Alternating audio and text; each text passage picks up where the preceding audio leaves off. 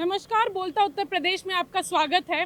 वाराणसी में प्रधानमंत्री नरेंद्र मोदी ने अपना रोड शो किया है और ये उनका संसदीय क्षेत्र भी और यहाँ पे भारतीय जनता पार्टी की अच्छी पैठ भी है।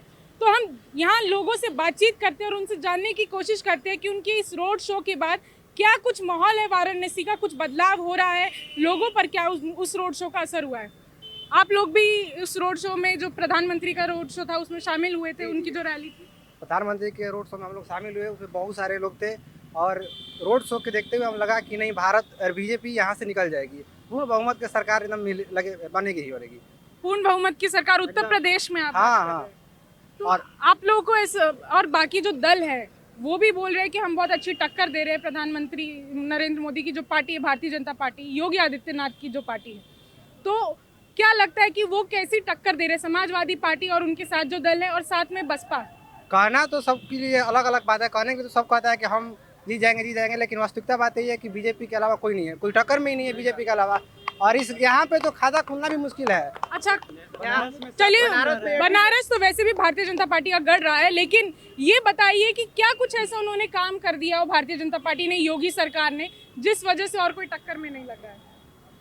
बीजेपी की सरकार में, योगी आदित्यनाथ की सरकार में बहुत सारे काम हुआ, जैसे कि कॉरिडोर विश्वनाथ बाबा का, फिर उसके बाद राम मंदिर, उसके बाद नारी सुरक्षा, कई बहुत सारे प्रोजेक्ट ने नरेंद्र मोदी और योगी आदित्यनाथ जी ने शिलान्यास किया, जिससे कि आज सभी लोग खुश हैं। तो क्या विकास कार्यों में सिर्फ मंदिर का बन जाना काफी है? ऐसा कोई बात नहीं है।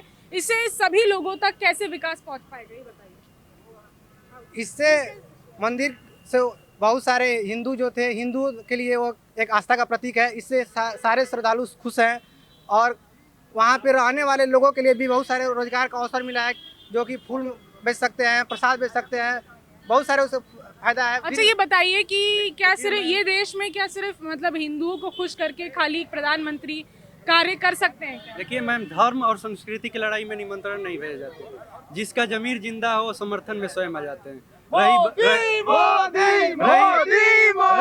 रही बात, लेकिन क्या है, क्योंकि जो सरकार होती है वो सबके लिए काम करती है, तो सिर्फ धर्म पे बातचीत करना ये खाली नहीं हो सकता ना, क्योंकि उन्होंने बोला विकास, अगर बोलते सबका साथ सबका विकास, तो सबका साथ कैसे हाँ, होगा? सबका साथ सबका विकास है ना। यूक्रेन से जो छात्र आ रहे हैं उसमें हिंदू भाई भी बहन हैं, मुस्लिम भाई बहन भी हैं, सिख भी हैं, ईसाई भी हैं। तो ये कोई नहीं पर्टिकुलर कोई धर्म की नहीं रक्षा की जा रही है, यहाँ तो सबका लेकिन साथ। यूक्रेन से ऐसे कुछ तमाम वीडियोस भी आ रही थी सामने, जिसमें छात्र ऐसे बोल रहे थे कि एम्बेसी से कांटेक्ट नहीं हो पा रहा है, समय रहते उन तक मदद भी नहीं पहुंच पा रही थी। ऐसी भी कुछ वीडियो सोशल हो सकता है कोई साइबर प्रॉब्लम हो सकता है, इसलिए नहीं हो पा रहा होगा कंटेक्ट। पर हम जो मोदी जी हैं वो तो फुल प्रयास कर रहे हैं कि वहाँ से भारतीय छात्र सभी आ जाएं। तो क्या लगता है कि आप लोग भी युवा है कि क्या इस देश में बेरोजगारी बढ़ी है, घटी है? क्या आपको लगता है कि बेरोजगारी एक मुद्दा है? हमारे अकॉर्डिंग जो पहले कांग्रेस की सपा की गवर्नमेंट थी या सेंट्रल गवर्नमेंट में कांग्रेस की गवर्नमेंट थी, हमारे अकॉर्डिंग तो उस पहले से बेरोजगारी दर कम आपको हुई लगता है कम हुई है? या- लेकिन 2019 में एक आंकड़ा, मतलब लेबर मिनिस्ट्री, श्रम मंत्रालय की ये रिपोर्ट आती है 2019 का बता रही हो, अगर आप ये बहाना भी कर दे कि कोरोना के बाद ये बेरोजगारी हो गई, लेकिन तब आता है कि पिछले 45 सालों में सबसे ज्यादा बेरोजगारी है। जी, ये बहाना नहीं, फैक्ट है कि जो तो कोविड बेरोजगारी मतलब बढ़ी है ना फिर इस सरकार में? बेरोजगारी नहीं बढ़ी है।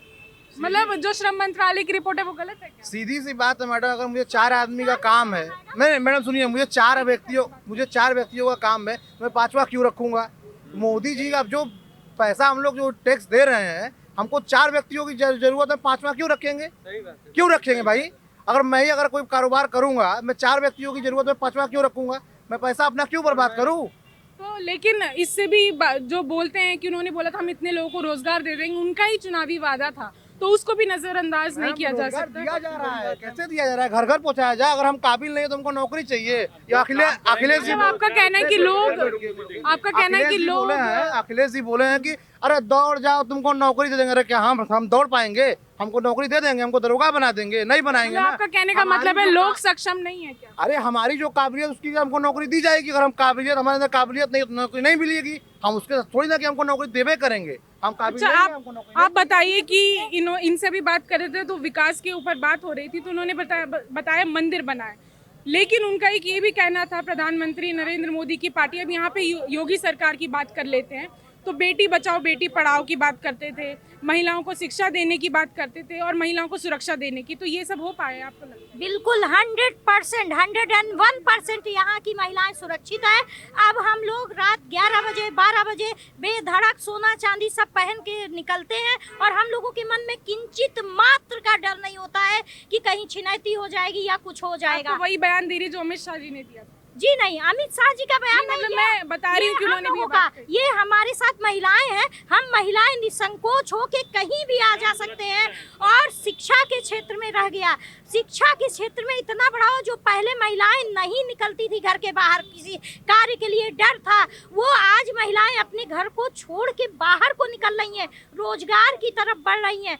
मोदी जी ने समूह की जो योजना चलाई है, इससे एक स्किल डेवलपमेंट की योजना है, जिससे आपको भी लगता है कि क्या महिलाओं के खिलाफ जो अपराध होते थे वो कम हुए इस सरकार कम हुए हैं और 100% अनपढ़ महिलाओं को भी जॉब मिल रहा है, मगर जानकारी के अभाव में महिलाएं पीछे हैं। बस हम इतना ही। एक और रिपोर्ट को मैं कोट कर देती हूँ। एक रिपोर्ट में ही कहा गया है, खुद ही जो केंद्र की रिपोर्ट है उसमें बताया गया कि जो योगी सरकार है उसमें अभी अपराध सबसे ज्यादा प्रदेश में, जो मतलब देश में जो बाकी सब राज्य हैं उसमें उत्तर प्रदेश में सबसे ज्यादा जो अपराध है वो योगी सरकार में होते हैं और ये मोदी सरकार की रिपोर्ट है। तो इस पे क्या करना है? और इसमें महिलाओं के खिलाफ जो अपराध है उसका भी जिक्र। मैम, जब पिछली सरकारें थे, मैं किसी एक के सरकार पे उंगली नहीं उठाना चाहती हूँ, लेकिन जो 60 सालों का शासन था उसको सुधारते हुए कुछ तो टाइम लगेगा। सफाई अभियान जब अगर हम आप मेरी बात को पूरी सुन लीजिए, घर से भी शुरू करते हैं तो कुछ चीजें वहाँ पे विचलित होती हैं।